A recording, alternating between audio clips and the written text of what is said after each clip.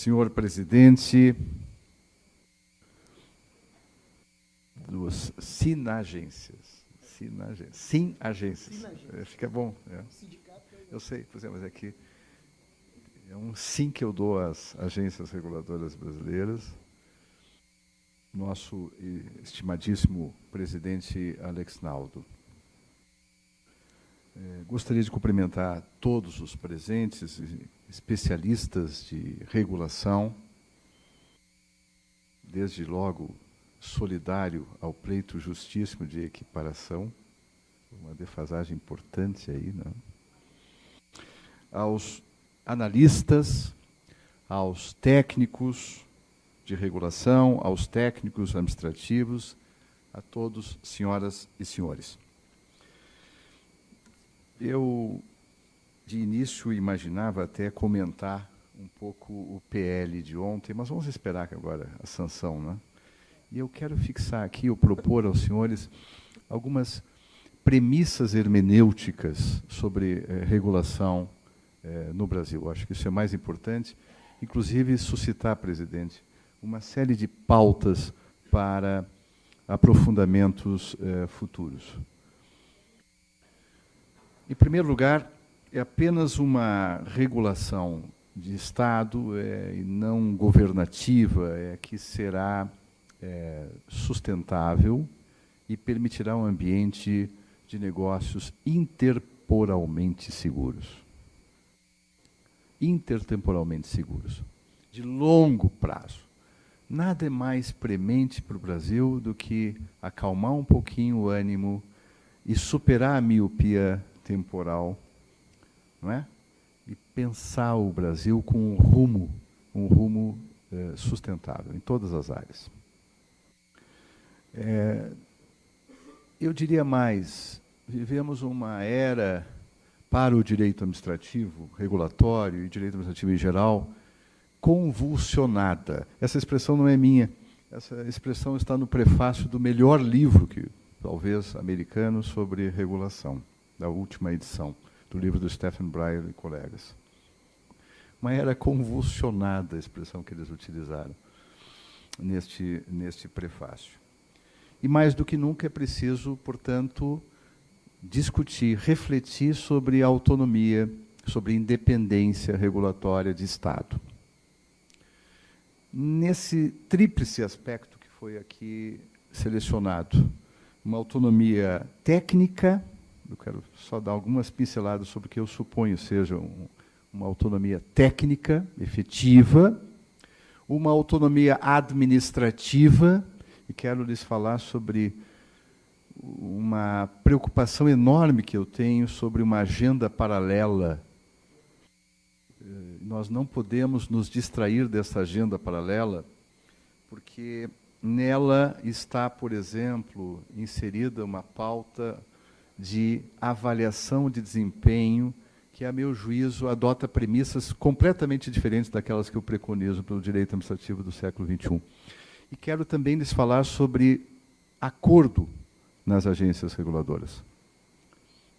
Aí entra o TAC, entra tudo isso, mas entra uma perspectiva de uma proposta de uma legislação de acordo administrativo, alterar um pouquinho a lei de processo administrativo, inclusive no que diz respeito à regulação, e aí vou lhes dar um depoimento sobre uma das propostas que a comissão de juristas que integrei formulou, designada pelo presidente da Câmara de Deputados.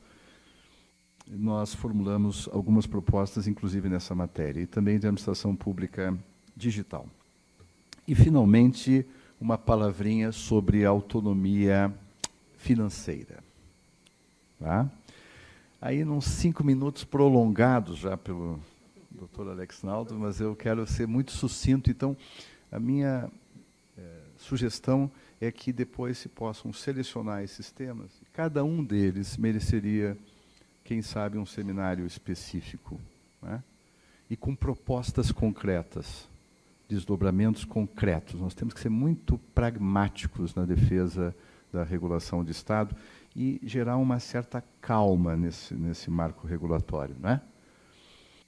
Eu, a propósito de negociação, de acordo, Eu tenho estudado muito esse tema.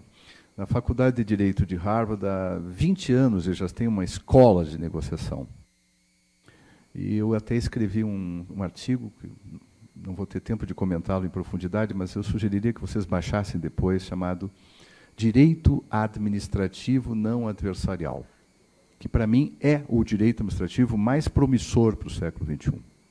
Mas para isso nós vamos ter que construir uma teoria da negociação proba, e aí é vital termos instituições consolidadas de Estado e carreiras típicas de Estado. Então, o meu endosso, o meu abraço à tese das carreiras de Estado tem a ver com essa mudança de paradigma do próprio direito administrativo, né? Não adversarial, um direito administrativo da racionalidade intersubjetiva, da fundamentação em novas bases. Este é o foco, a tônica que está subjacente a esta minha adesão entusiasmada, como disse o presidente há pouco, não é? Na fala anterior, e é realmente entusiasmada.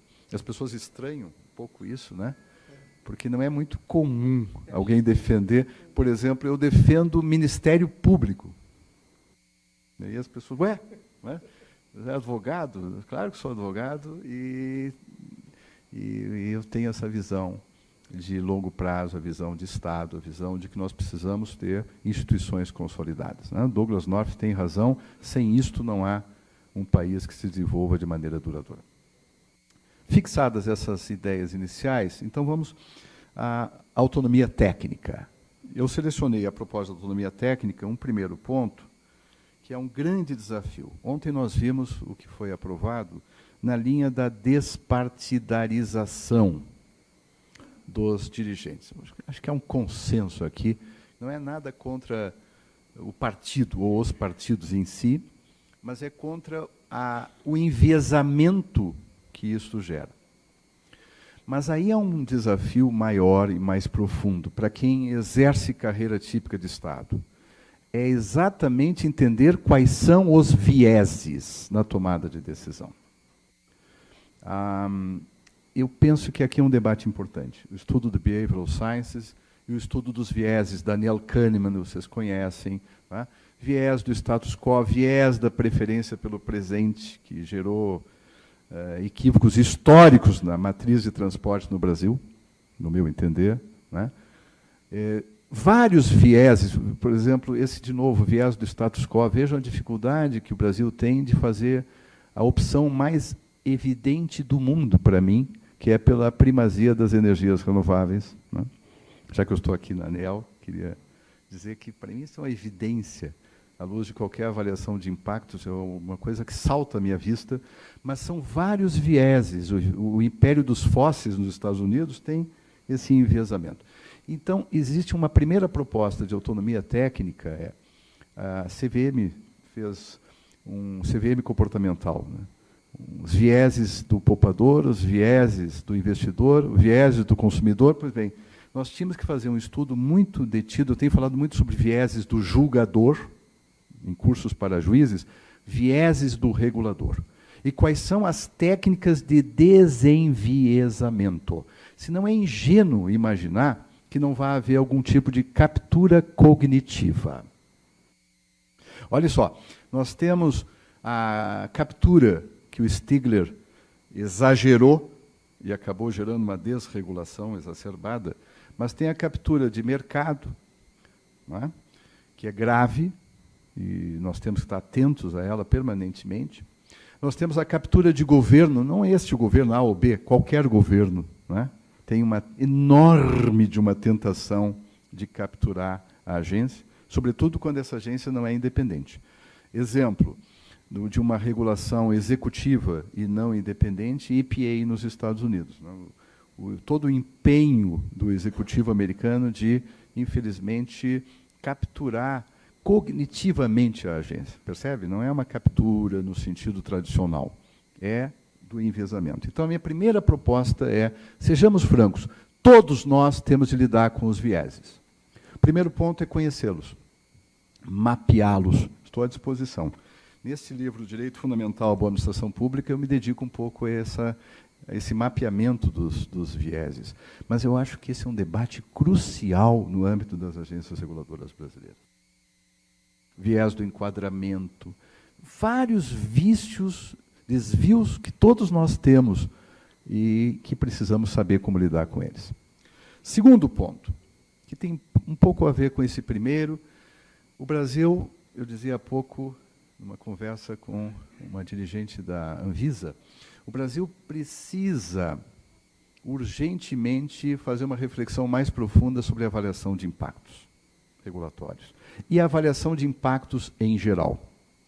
Uma das propostas da nossa comissão de juristas, que foi, aliás, eu proponente, mas que foi de adesão do grupo, é de um retoque ao artigo 50 da Lei de Processo Administrativo, 9.784. Ali já se avançou muito, exigindo a motivação explícita, clara e congruente. Avançou muito. Eu me lembro, numa época antiga, né, um debate que tive com um dirigente de uma agência reguladora, há muito tempo isso, em pleno Congresso Nacional. E eu dei a ele a notícia de que havia o artigo 50, percebi que ele não conhecia ainda o artigo 50. Ele disse, não, essa lei de processo, não, disse ele, não se aplica às agências reguladoras. Aí eu tive uma certa dificuldade inicial, depois eu, com jeito, com uma certa habilidade, eu consegui mostrar que se aplicava, e passaram alguns tempos, nessa agência as coisas começaram a melhorar. Porque ainda existe muito no Brasil, vocês concordam comigo, né? Revogação por motivo de conveniência e oportunidade. Só isso é nulo, né? É absolutamente nulo. Então, já foi um avanço importante, pelo menos estar na lei, ainda falta densificar isso no plano real, mas o fato de a motivação ser explícita, clara e congruente, mas nós temos que dar um outro passo. Toda motivação administrativa de repercussão sistêmica e regulatória, por definição, o será, tem de ser acompanhada de avaliação de impactos. Avaliação de impactos sociais, econômicos e ambientais, que levem em consideração custos e benefícios diretos e indiretos. Isso é um ponto importantíssimo. Pouca gente se deu conta que isso está na legislação brasileira já hoje. Alusão aos indiretos, são as externalidades.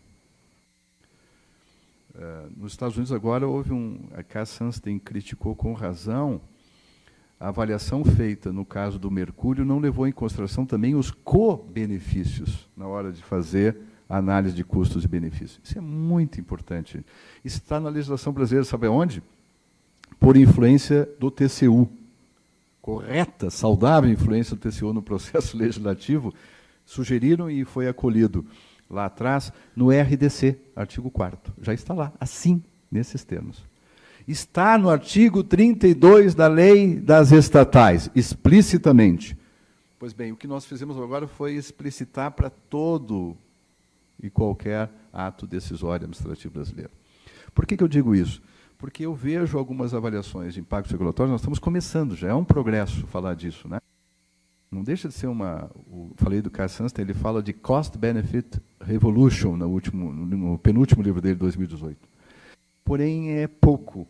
Nós temos de aprender a fazer esse tipo de análise, primeiro, com total transparência, isto é lógico, é óbvio, mas agora uma coisa que não é óbvia, porque é um complicador, torna mais complexa essa análise, mas é importante não fugir da complexidade.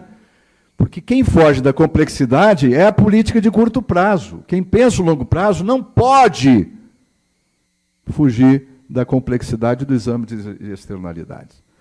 Eu vou dar um exemplo polêmico, eu sei. Eu não tenho nada contra o transporte terrestre, tá, gente? Nada.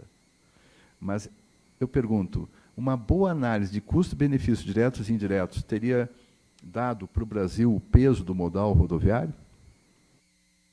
O peso absolutamente exacerbado? Claro que não. E aqui vou abrir um parênteses. Eu dizia há pouco para o dirigente que se pronunciou sobre essa questão da fusão. Eu acho que tem que manter a expertise dos especialistas não é? Especialistas em regulação. São setores extremamente complexos, como é o caso do setor de transporte aquaviário, setor de portos, por exemplo. E não é bom que haja uma absorção, sobretudo quando há alguma hegemonia de um modal tão forte como existe no Brasil. Agora, a minha sugestão foi uma saída honrosa. Eu sou agora um homem que constrói pontes. Sempre que possível, dá a saída honrosa. E me parece que o dirigente gostou. Criar uma câmara temática de integração entre os modais. Assim, um diálogo, mantendo as especificidades das agências. Foi a minha sugestão aí, para vocês pensarem. Mas certamente mantendo isso, essa fusão geraria confusão. Existe, aliás, um outro parênteses, dentro do parênteses, existem alguns colegas meus que estão, de direito administrativo, que estão propondo uma carreira só para tudo no Brasil. Já viram isso? Servidor público Leonardo da Vinci. Gente, nem o Leonardo da Vinci daria conta de tamanha complexidade. Concordam ou não? Mas eu vi essa proposta. E custou-me a crer que ela fosse uma proposta de um amigo meu, mas era. Né? E eu disse, gente, isso aqui não vai dar. Agora, eu brinquei com ele, isso é concurso para Leonardo da Vinci. E a Mona Lisa está chorando por essa proposta, brinquei por isso. Né? Que realmente não tem sentido. Concordam, não é? Mas é preciso também dar saída honrosa para as propostas. Que há um problema de integração, já que eu falei disso, né? Nós temos de aprender a ter integração. Por exemplo, fora das agências, a integração entre Receita Federal e Tribunal de Contas da União. Tem que haver compartilhamento de dados com preservação de sigilo. Né? Evidente. Esse tipo de integração é fundamental quando se tem uma visão de Estado. O Estado é um só. O Estado é um só. Os governos passam. O Estado é um só. As carreiras típicas de Estado permanecem. Essa é a ideia. E todos têm responsabilidades de Estado, pelo menos esses que ocupam as chamadas carreiras típicas de Estado. Então, a minha segunda proposta, presidente, é um debate calmo, sereno, mas corajoso sobre como fazer a avaliação de impactos que leve em consideração os custos e benefícios indiretos também. Tá? Esse é um erro americano recente, criticado pelos melhores professores de direito administrativo. Fazer uma análise só pensando no curto prazo gera uma precificação completamente equivocada. Vício esse que, aliás, é comum, por exemplo, nas licitações públicas brasileiras. Terceiro ponto, nós precisamos ter, além de mudar a motivação dos atos administrativos regulatórios, nós precisamos ter habilitação para lidar com a era digital, com a inteligência artificial, com os robôs. A propósito desse, eu visitei o Sofia, visitei o Alice, e é um artigo meu, depois posso enviar para o presidente Alex Naldo para passar a você, sobre direito administrativo e inteligência artificial, que acabou de sair. Existe já, na legislação brasileira, artigo 20 da Lei de Proteção de Dados do ano passado, o direito à explicação ou à motivação da decisão algorítmica que afetar interesses legítimos, inclusive na seara pública. Esse é um ponto, mas há outros pontos. Nós temos que saber fazer regulação de inovação em geral. Inovação disruptiva não deve ser tratada do mesmo modo que inovação incremental, por exemplo. Uber é inovação incremental. A disruptiva, o WhatsApp, que mudou completamente. Né? O celular já tinha dado quase que um fim no contrato de concessão de telecomunicações. O WhatsApp deu o fim na prática. Né? Nós vamos ter que partir para uma autorização completamente repensada. Não sei se vocês concordam. Esta é uma inovação disruptiva. Essa classificação não é minha, é de quem cunhou o termo inovação disruptiva, o Christensen, e que se queixa muito que o pessoal está usando mal, e tem razão essa expressão.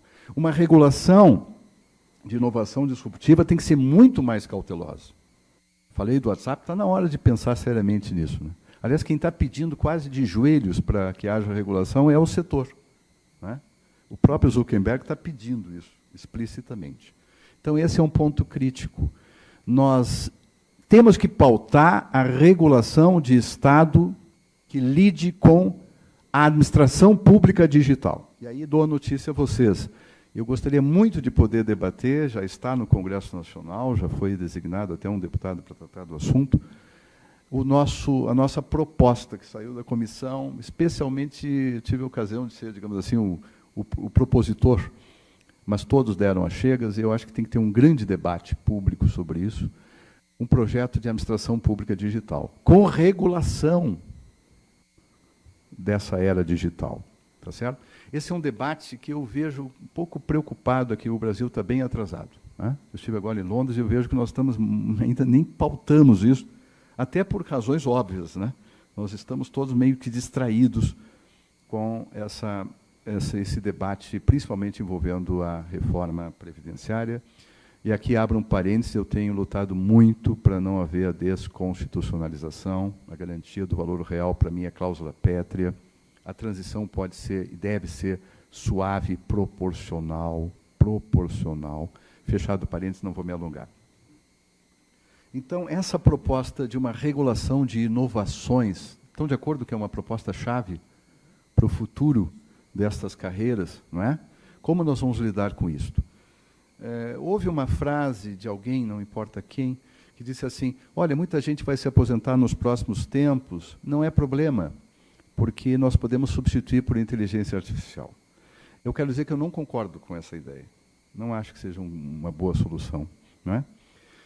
Nós temos que, sim, liberar tempo e energia para um trabalho criativo, olha aí, nessa avaliação de impactos, né, nesses macro temas, e não imaginar que o robô, qualquer que seja ele, tenha condições de substituir o infungível trabalho humano.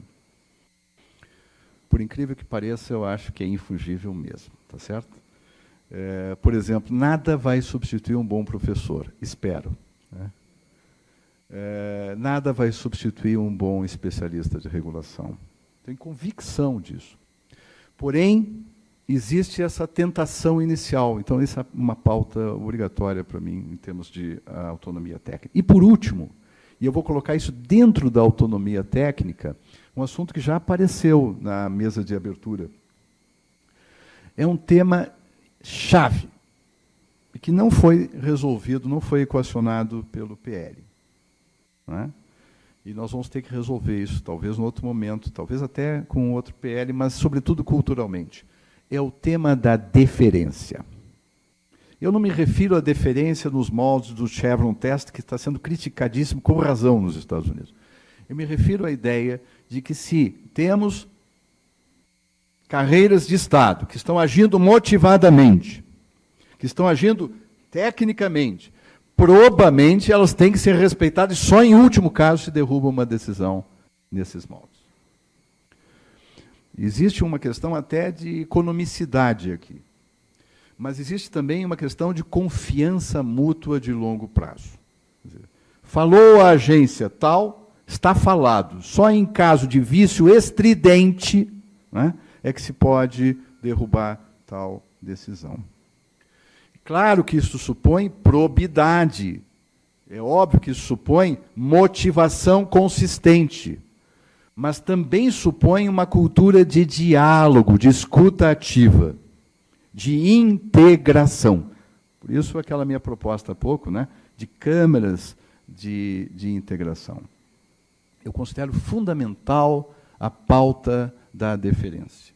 Por exemplo, e estou disposto, presidente, a, quem sabe, participar de reuniões técnicas em que pudéssemos ter um representante, um ministro do TCU, por exemplo, não é? E não só do TCU, também dos tribunais de contas estaduais.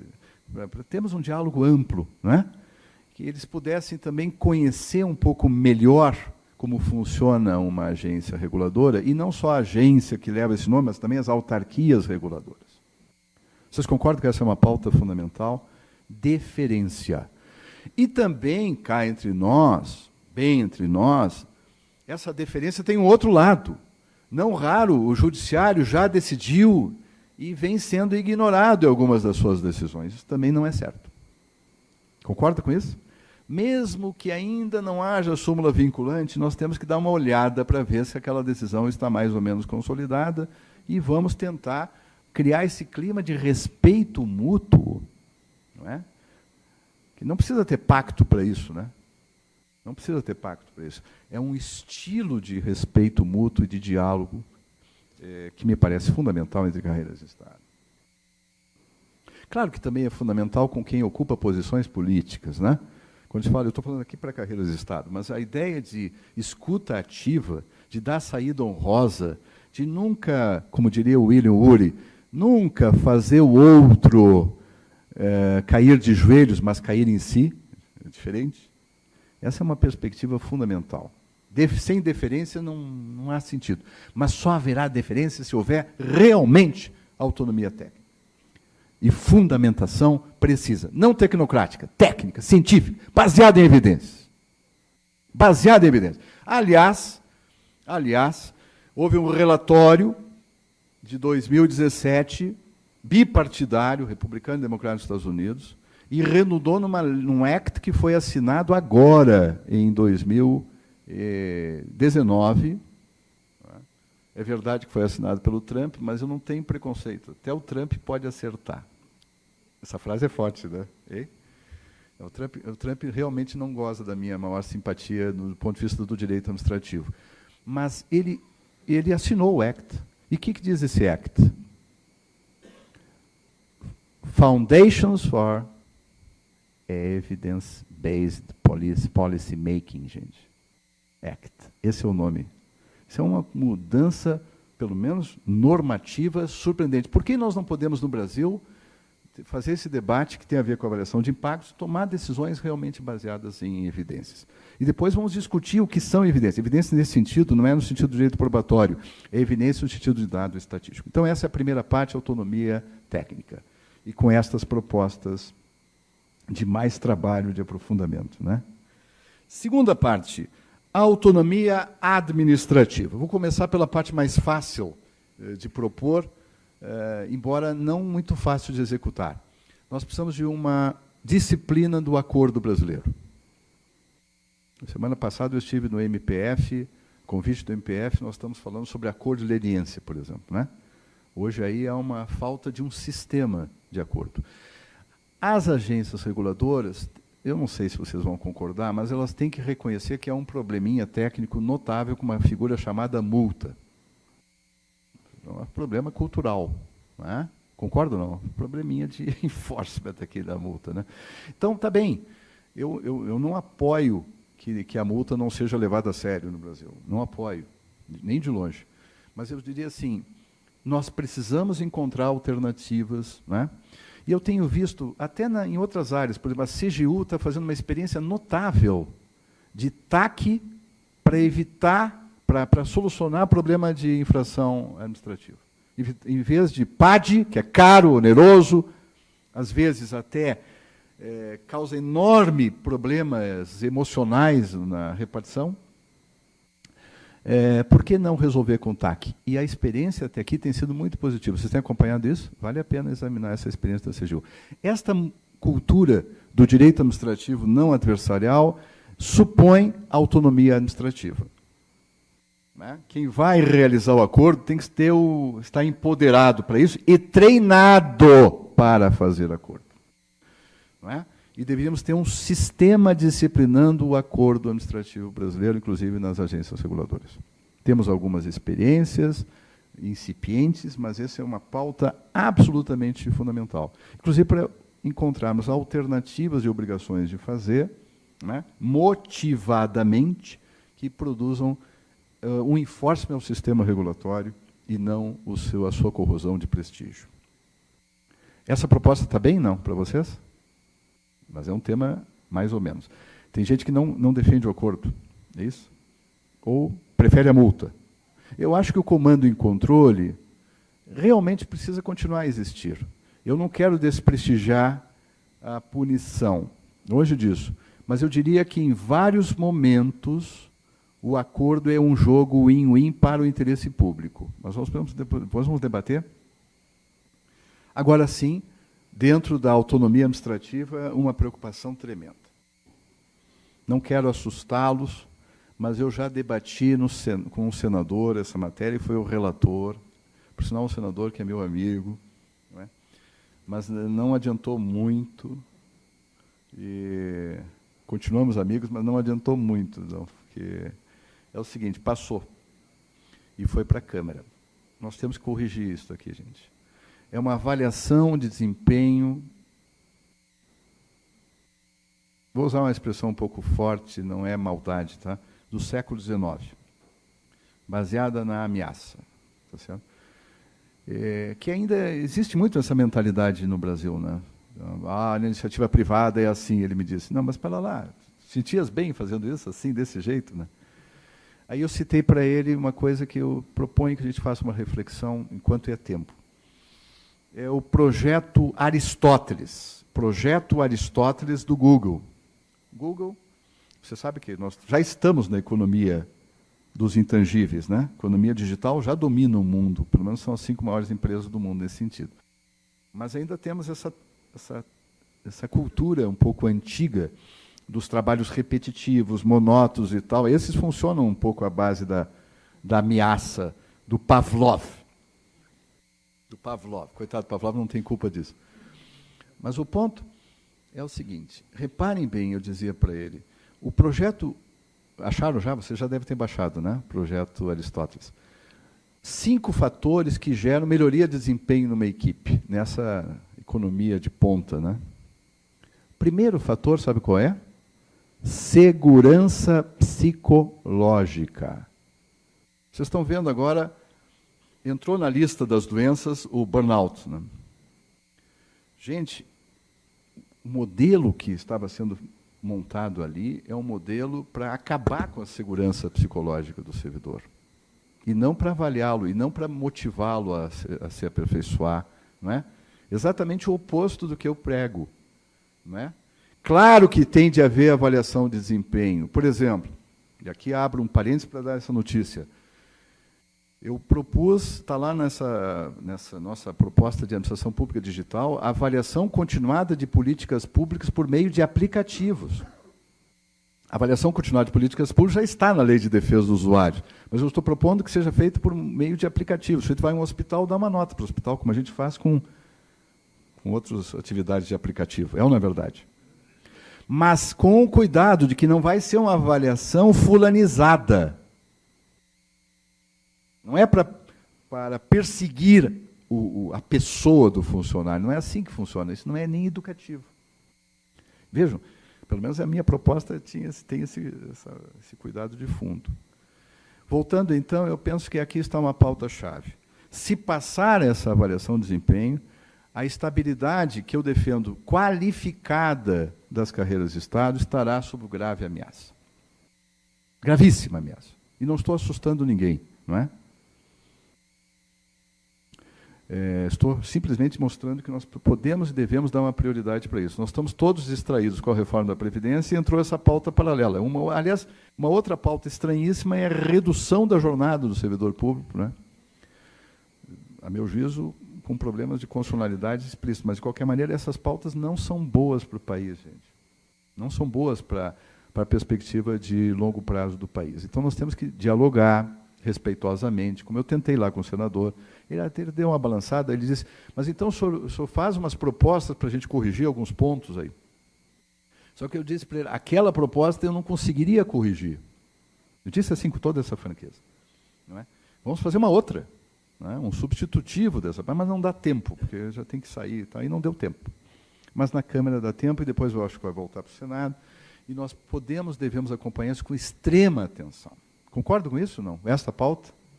Então, sem isto, a autonomia administrativa nas agências reguladoras estará sob forte perigo. Dá para consertar? Dá.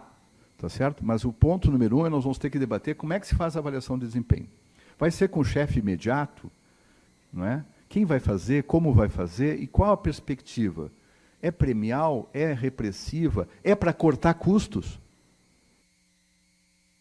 Tem uma lógica de gestão que dominou 19 e 20, que é gestão é cortar custos. Tem empresas brasileiras que fazem sucesso até no mundo, né, com esse modelo de negócio. Esse negócio a longo prazo não vai funcionar. Na economia digital não funciona assim. O trabalhador criativo, trabalho decente, ODS número 8 da Agenda 2030 da ONU, ele não funciona assim. Eu, pelo menos, não funciono bem assim. E vou fazer um disclosure. Eu sou super bem avaliado como professor, modéstia à parte, né? Tanto pela produção científica, porque eu faço parte de um programa que tem nota 6, como pelos alunos. Então, não é nada pessoal, não estou com nenhum receio pessoal, minha preocupação é institucional. E é filosófica, tá certo? O Brasil ainda tem uma forte tradição escravista, não sei se vocês concordam com isso. Mandonista, tá certo? Aí eu fiz uma última tentativa de checkmate para o senador. Eu disse para ele, meu amigo, escuta, senador, então tá, já que não tem tempo para consertar isso, como deveria consertar, então comece a sua avaliação de desempenho pelos CCs no Brasil. Só pelos CCs. Aí ele achou que, podemos pensar nisso. Mas não sei se vai funcionar só para os CCs, né? Que aí poderia ser uma experiência piloto interessante, né? Vamos ver como é que a coisa funciona. Mas, enfim, nem para CC eu defendo isso, tá bom? Eu acho que não é um modelo. E é uma coisa cognitiva também, sabe? Um modelo adversarial, um modelo que tem que punir, que tem que fazer o camarada virar um robô. Gente, os robôs já chegaram, não precisa fazer a pessoa ficar chaplineando, apertando o parafuso burocrático. Ao contrário. Concorda com isso? Bom, finalmente, a autonomia financeira. Aqui existe um debate que eu nem vou precisar fazer, né? Que é o debate sobre contingenciamento. Semanticamente não é corte, segundo, né?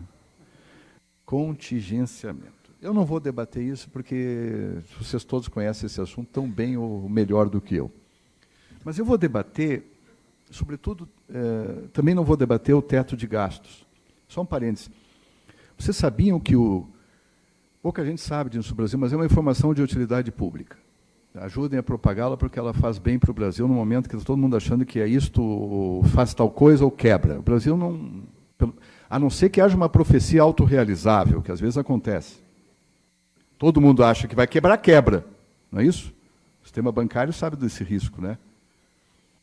O efeito manada aqui. Mas, tirando esse efeito, o Brasil está com a dívida pública 80% do PIB, os Estados Unidos 105%, Portugal, está todo mundo indo para lá, é 120% do PIB, né? É ou não é? E o Japão, 234% do PIB. Então, não está me preocupando muito. Mas o melhor da história não é isto. Vocês sabiam que o déficit primário brasileiro é declinante para os próximos anos, sim ou não? Então, ajude a propagar, gente. Isso é muito importante, para acalmar o Brasil um pouco e poder fazer uma reforma, por exemplo, previdenciária, suave, com transições, com calma, não é? Com jogo dialógico, sem tudo ou nada, tá certo? Sem tudo ou nada, que isso não é uma boa coisa para o Brasil a longo prazo. Todo mundo sabe disso, né? Que é declinante? Todo mundo sabia disso? Oh, gente bem informada, né? Aí fora quase ninguém sabe disso. Tá? Quando eu digo, até para parlamentares, para tranquilizá-lo, olha, o Brasil não está tão mal assim, olha aqui, déficit primário, 120 e poucos, depois baixa para 60, depois baixa para 30. É assim. Mas como? Não vai quebrar? Não. Não. E aí, quando eu disse, mas onde é que o senhor tirou isso? Simples. O senhor vai até a comissão de orçamento, um ministro da economia falou lá, esteve lá 4 horas. Nos 8 primeiros minutos, eu acompanhei, ele vai dar esses dados. Ele vai dar esses dados. Não sou eu. Isso é efeito terapêutico. Não sei se vocês concordam que as pessoas estão um pouco tensas, assim, né? Eu estive lá fora agora e eles me perguntaram, o Brasil sobrevive? Gente, vocês não conhecem o Brasil, né? Vocês estão sobrevivendo ao Brexit. O Brasil sobrevive a 3 Brexits por ano. Nós somos a resiliência tropical. É ou não é verdade? Convém não abusar disso, né? Convém não abusar disso. Agora, o que eu queria falar é um outro debate que eu acho que está começando a ficar no ponto. Antes eu achava que não dava. Mas agora tá na hora, gente. Tem teto de gastos, tem isso, tem aquilo, mas está na hora. Vinculação da taxa. Esse é um debate jurídico bonito de se fazer. Essa história que tem que ter tudo, o destino do caixa único, está na hora de nós colocarmos em xeque. Ou, mais do que nunca, a comunidade jurídica tem de fazer esse debate, gente. Olha, tudo que nós ensinamos lá sobre taxa, há anos que todo mundo... pois é, isso aí e tal. É a realpolitik, eu acho. Mas está na hora de fazer a constitucional politik. Hein? E isso está na hora, eu acho que está maduro, já que é o momento, né? Vamos dar uma olhada nisso e, quem sabe, aproveitamos o debate sobre a reforma tributária, por exemplo, para estabelecermos, pelo menos uma parte vai ficar para a agência reguladora, para o seu aperfeiçoamento institucional, né? Que não combina, não é com o contingenciamento, não combina com uma relação, digamos assim, de dependência. Independência também é independência dessa ordem, é evidente que sim. Para encerrar, então, o que eu fiz, modéstia à parte como professor, foi lançar temas para meditação futura. A ideia do professor é essa, não é substituir a reflexão de ninguém, não é? Em síntese, eu diria, número 1, eu defendo uma regulação com essa autonomia, mas que supõe desenviesamento, supõe capacidade de fundamentação compatível com o século XXI, supõe lidar bem não apenas com a inteligência artificial, não apenas, mas também com dados, com dados, inclusive, que têm que ser compartilhados. Daí a importância da integração.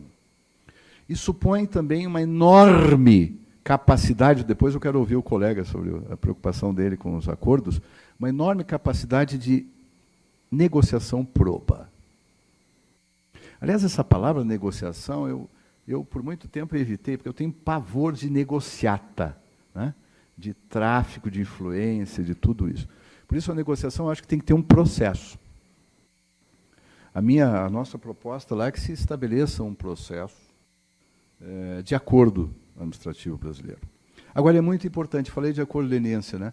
Sem o acordo de leniência e a colaboração premiada, o Brasil não estaria experimentando progressos importantes, notáveis, de limpeza ética, né? Limpeza moral. E, graças a isso, pessoas do meu perfil conseguem trabalhar, porque antigamente a gente tinha que enfrentar, não raro, o traficante de influência. Lidar com o traficante não é uma coisa fácil. É ou não é verdade? Eles têm uma outra lógica. Mas, felizmente, as coisas estão melhorando muito, eu acho. Viu? Não sei se vocês acham que eu estou muito esperançoso. E, para encerrar, uma frase de suprema esperança. Pode ser, presidente? Ah? Agora sim. O Brasil, se tiver boa regulação de Estado, e cultuando aquilo que no meu livro chamo de direito fundamental, a boa administração pública, em 25 anos apenas será outro país. Aí as pessoas, mas onde é que está o otimismo dessa frase? Bom, eu vou estar aqui. E espero que vocês também. Muito obrigado.